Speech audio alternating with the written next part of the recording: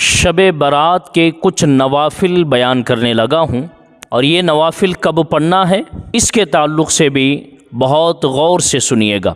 جیسے ہی شعبان المعظم کی 15ویں تاریخ شروع ہو جاتی ہے مغرب کے نماز کے بعد، جیسے ہی مغرب کے نماز آپ ادا کر لیتے ہیں، پوری مکمل نماز، فرض، سنت، نفل، پوری مکمل مغرب کی نماز ادا کرنے کے بعد آپ کو کیا کرنا ہے؟ 6 رکعت نفل نماز پڑھنا ہے، 2 رکعت کر کے۔ اب میں نیتیں بھی بتاؤں گا کہ ہر 2 رکعت میں آپ کو نیت کیا کرنا ہے اور کس طرح آپ کو پڑھنا ہے۔ بہت غور سے دھیان سے سنیے گا۔ 6 رکعت نماز ہیں، اور یہ 6 رکعت حضور علیہ السلام کی سنت مبارکہ بھی ہیں، اس کو صلاۃ الاوابین بھی کہتے ہیں، مغرب کے نماز کے بعد پڑھی جاتی ہیں۔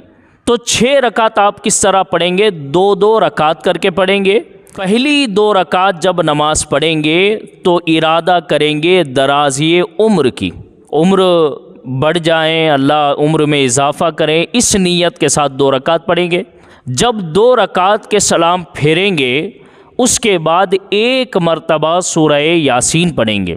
اگر سورہ یاسین نہیں پڑھ سکتے تو کم سے کم 21 مرتبہ 21 ٹائمز سورہ اخلاص یعنی قل هو اللہ احد کا سورہ پڑھنا ہے۔ پھر کھڑے ہونا ہے، پھر 2 رکعت یہ نیت کرنا ہے کہ میں بلاؤں سے حفاظت کے لیے نماز پڑھ رہا ہوں، بلاؤں کو دور کرنے کے لیے نماز پڑھ رہا ہوں، یہ نیت کر کے پھر 2 رکعت پڑھیں گے۔ 2 رکعت مکمل ہونے کے بعد پھر سورہ یاسین پڑھیں گے۔ اگر سورہ یاسین نہیں پڑھ سکتے تو 21 مرتبہ قل شریف پڑھیں گے۔ پھر جب تیسرے مرتبہ کھڑے ہوں گے تو یہ نیت کریں گے کہ میں یہ جو نماز پڑھ رہا ہوں دولت کے حصول کے لیے پڑھ رہا ہوں، دولت میں اضافے کے لیے، رزق میں اضافے کے لیے پڑھ رہا ہوں۔ تو اس نیت کے ساتھ 2 رکعت ادا کریں گے۔ پھر نماز ہونے کے بعد آپ 1 مرتبہ یاسین پڑھیں گے۔ اگر یاسین نہیں پڑھ سکتے تو 21 مرتبہ قل هو اللہ احد پڑھیں گے۔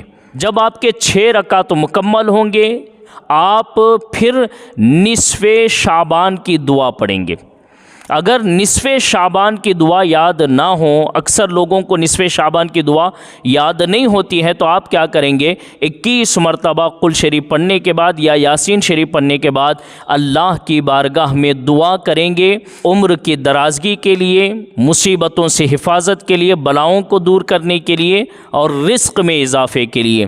آپ یقین جانیے، اگر آپ شب برات کے دن مغرب کے نماز کے بعد یہ 6 رکعت پڑھ کے یاسین پڑھ کے اللہ کی بارگاہ میں دعا کریں گے، ضرور اللہ تعالیٰ رزق میں بھی برکت عطا فرمائے گا، مصیبتیں بھی دور فرمائے گا، اور عمر میں بھی اللہ تعالیٰ برکت عطا فرمائے گا۔